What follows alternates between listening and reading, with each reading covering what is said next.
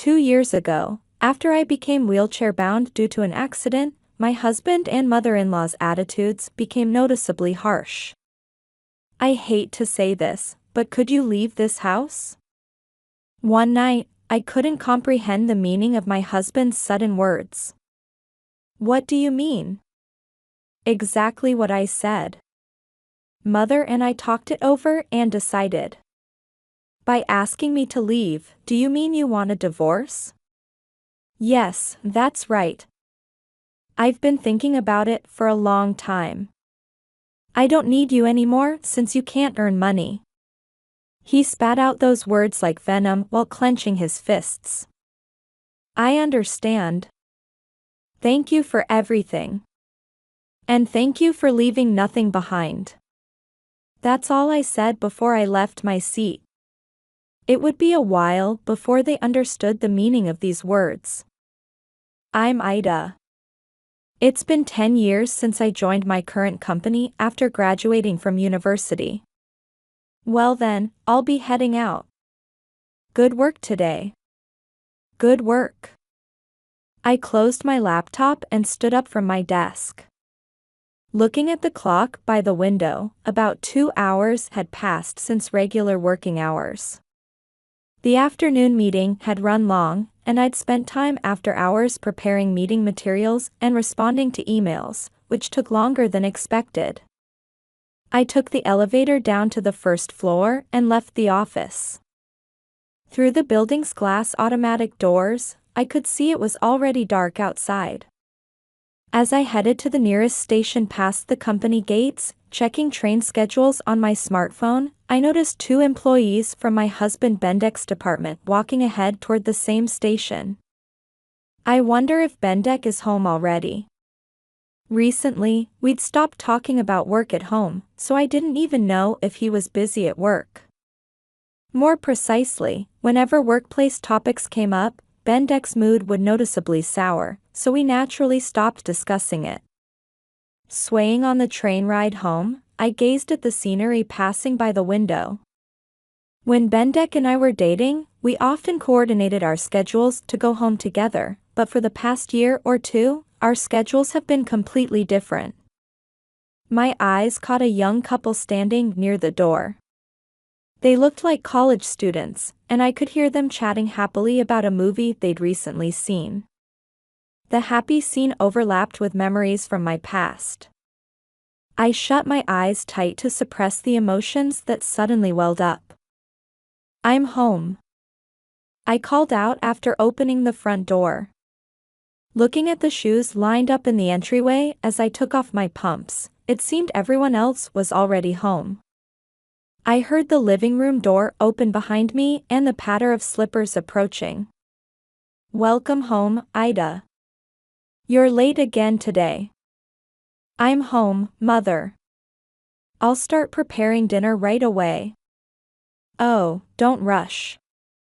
You must be tired from overtime? No, not really. Today's afternoon meeting ran long, but things are starting to wrap up. I responded cheerfully as I headed to the living room with my mother-in-law, Imelda. After marriage, Bendek and I had lived by ourselves, but when his father was hospitalized due to illness last year, we moved to Bendek's family home and now live as a family of 4 with his parents. Welcome home, Ida. Good work today. I'm home. My father-in-law, who was reading the newspaper on the living room sofa, greeted me gently. Last year, he had collapsed from an acute subarachnoid hemorrhage and underwent emergency surgery. Though his condition was critical at one point, after post-discharge rehabilitation, he can now live normally. With his gentle personality and approachable nature, I had liked him since our first meeting before the marriage. Having served as an accounting department manager until retirement, he was knowledgeable about finance and often taught me tips about household financial management. After finishing dinner preparations, we all gathered around the table. Sarah came to visit the other day for lunch, and I was surprised at how big her daughter has gotten. Is that so? They say other people's children seem to grow especially fast. Sarah is still as beautiful as ever, and having children really does give a woman that maternal, feminine air. Yes, that's true. Sarah is Imelda's sister's daughter, Bendek's cousin. Imelda frequently expresses disappointment about Bendek and me not having children. She apparently disapproves of me working after marriage, and whenever we meet, she implies things like, "Quit your job and give me grandchildren soon," which honestly makes me uncomfortable with her. Since we started living together, especially on days when I work late, she finds ways to bring up the topic. Ida, I think you could have chosen to have children a little earlier, but well, I suppose it can't be helped since you're busy with work. While nodding vaguely, I glanced sideways at Bendek, who continued eating silently without looking at me. Bendek and I were in the same cohort at the company, and we married in our second year of dating. He had wanted me to become a full-time housewife if we had children, but in the 10 years since our marriage, we haven't been blessed with any, and we've both continued working since the beginning. Both Bendek and I desperately wanted children, and we tried everything possible, from traditional medicine to medical tests, but pregnancy never happened. Though there's loneliness, I thought living just as a couple could be good too, and I threw myself into work instead. But somewhere along the way, I began to feel an invisible wall between Bendek and me. Though we chose to marry and had walked together trying to make each other happy, a gradual temperature difference developed in our relationship. I think it probably started when Bendek began struggling with work. He never said anything to me, but I heard from colleagues in his department that he seemed troubled about not performing as well as others in his cohort. Bendek has always had a gentle personality and isn't good with pressure, plus he tends to be hard on himself. Even without him saying anything, I could tell he was feeling rushed and irritated by the situation. However, when I gently tried to discuss it, he would only say, "I'm fine. Don't worry," and stubbornly refused to confide in me. Since he maintained this stance of not sharing his troubles with me, I couldn't force the conversation, and it was frustratingly impossible to be of help to him. Still, on our days off, we would travel together or spend relaxing time at home, cherishing our time together. When I became emotionally exhausted from unsuccessful attempts at conception, he supported me silently. So even if I couldn't be the force to solve Bendek's current troubles, I intended to stay by his side and create times of peace for his heart. The turning point was probably when I received my promotion notice. My achievements in a project I participated in were recognized, and my promotion speed was among the fastest in our cohort. I can't forget Bendek's expression when he said, "That's amazing. Congratulations, Ida." Fighting back tears, all I could say was, "Thank you." As my work became busier, the distance between Bendek and me only grew. Eventually, we spent less time together, had fewer conversations, and by the time my income surpassed Bendek's, we couldn't even look each other in the eye. Watching Bendek's back as he left the table without saying a word after finishing his meal, I wondered if back then, I hadn't been afraid of rejection and had tried harder to be his support, could we have built a different kind of relationship? When I opened my eyes, the first thing I saw was the bright white fluorescent light. After blinking several times, I shifted my gaze around. I appeared to be lying in a hospital bed. Looking down, I saw an N4 connected to my arm, and both legs were wrapped in multiple layers of bandages and casts. The moment I tried to move, an unprecedented pain shot through my entire body. Tears welled up from the intense pain. My whole body felt as heavy as lead, and it seemed impossible to move. What had happened? I tried to trace my memories from just before waking up. This morning, I had gone to work at the usual time, finished meetings and reports, and left work on time for the first time in a while. I had left the company and was heading to the station, and then I suddenly remembered. On the road to the station, busier than usual with rush hour traffic, there was a sudden screeching sound of emergency brakes behind me, and the moment I turned around, impact coursed through my entire body. As I realized I had been hit by a car, fear welled up along with the pain throughout my body. What condition was my body in now? Footsteps approached, and suddenly the curtain around my bed opened. Ah, You're awake. Don't try to get up yet. A young female nurse called out to me in a flustered manner. You must be confused, but the doctor will explain everything soon. Please stay still. Oh, yes. The nurse hurried out after saying this. A few minutes later, the doctor came and told me about the circumstances of my accident and the surgery. Apparently, a truck driver who had fallen asleep at the wheel had crashed into the sidewalk, and unfortunately, I had been hit from behind. I was rushed to this hospital immediately after the accident, and about half a day had passed since the successful surgery. What about contacting my family? We've already informed your husband and his parents, with whom you live, about your accident and the successful completion of surgery.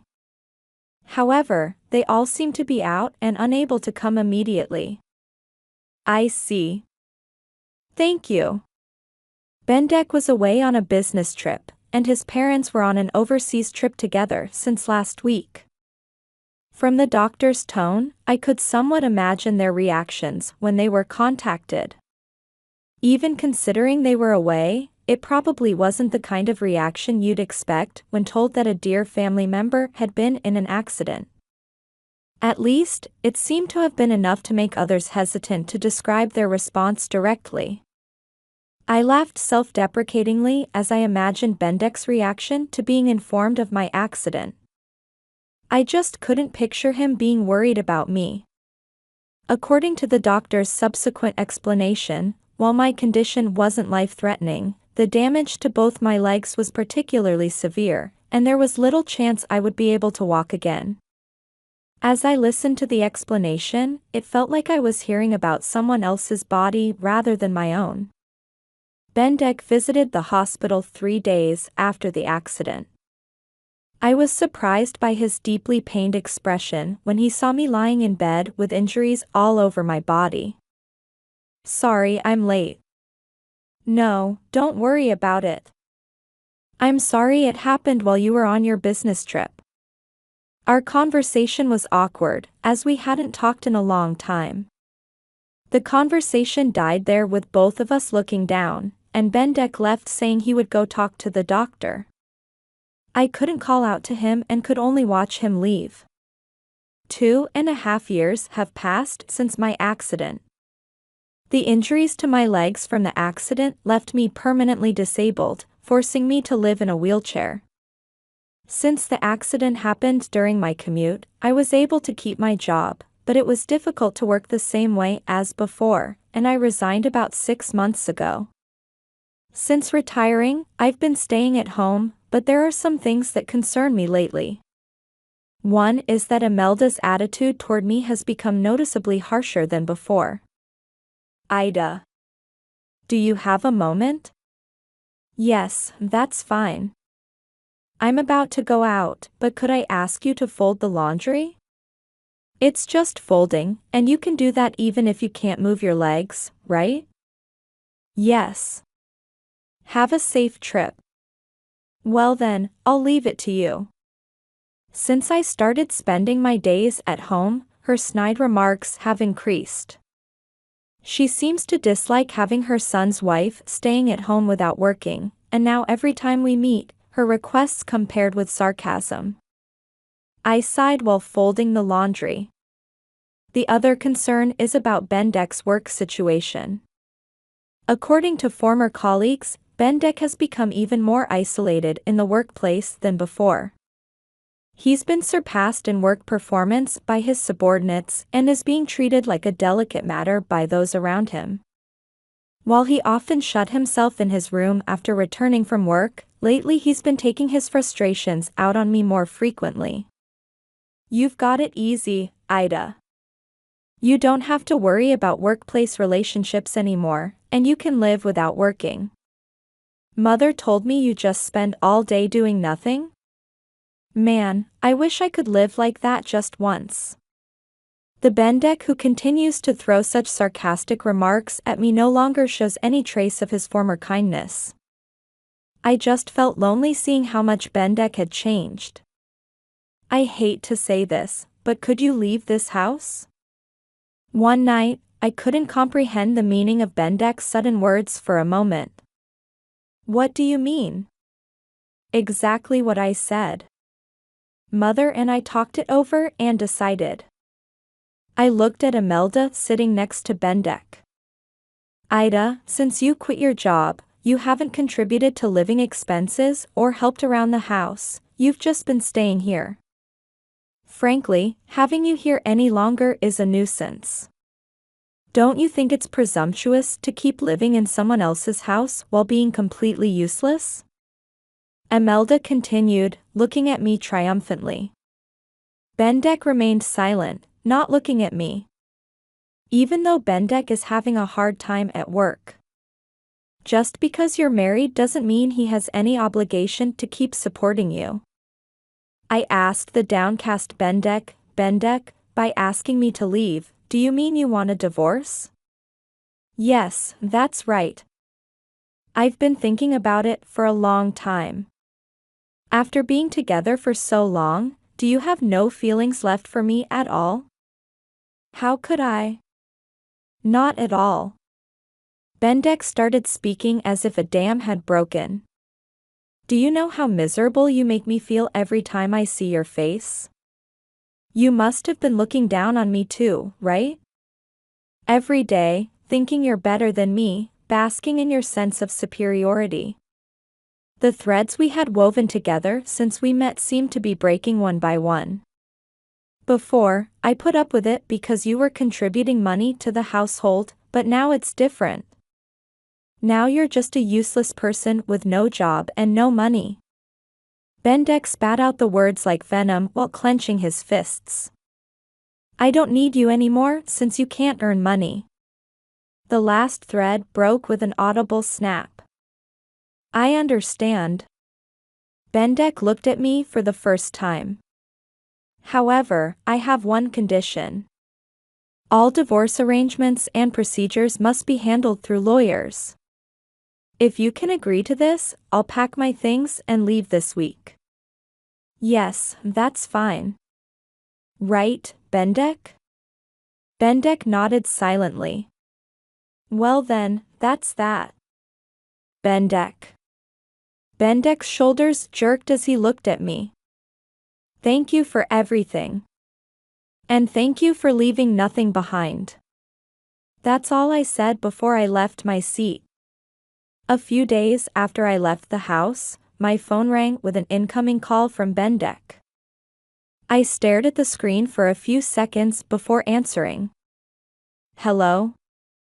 Ida. I'm sorry, please come back? What's this all of a sudden?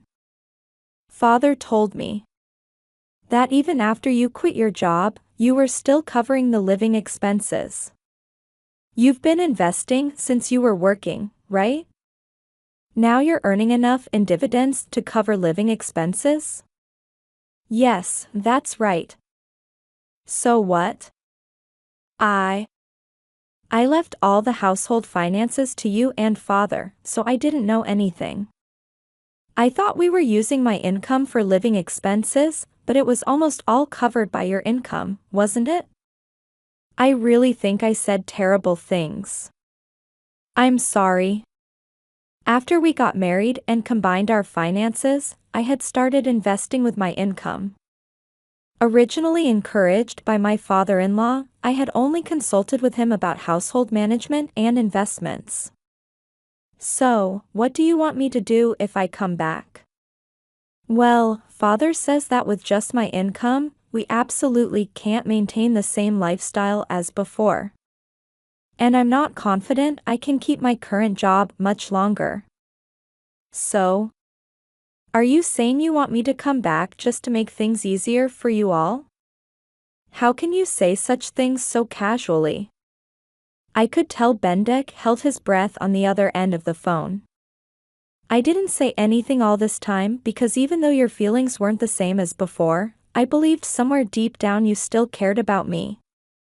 But you're not the Bendik I fell in love with anymore. That's not true. Don't say anything more. All my feelings for you disappeared when we talked the other day. I'm sorry, but I don't care what happens to any of you anymore.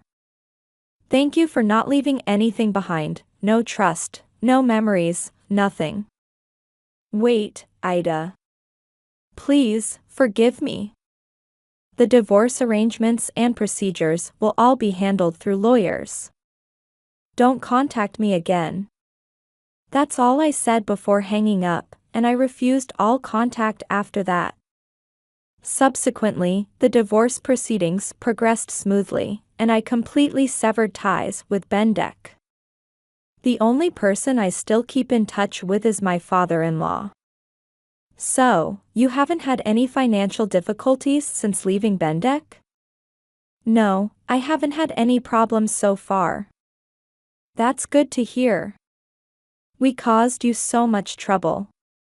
When I heard what my son and wife had done, I couldn't help but yell at them.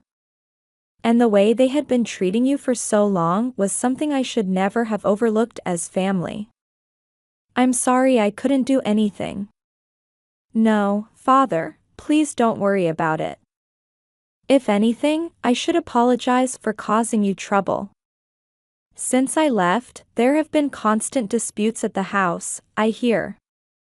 Even after losing my income, Bendik and Imelda couldn't lower their standard of living and continued to waste money, eventually even mortgaging their household belongings and falling into debt. My father-in-law finally lost patience with his wife and son who showed no signs of changing their ways, and he recently divorced as well. This has become a good opportunity to reassess my life. I can live comfortably with my current lifestyle, and I want to try new things too, I said, smiling brightly.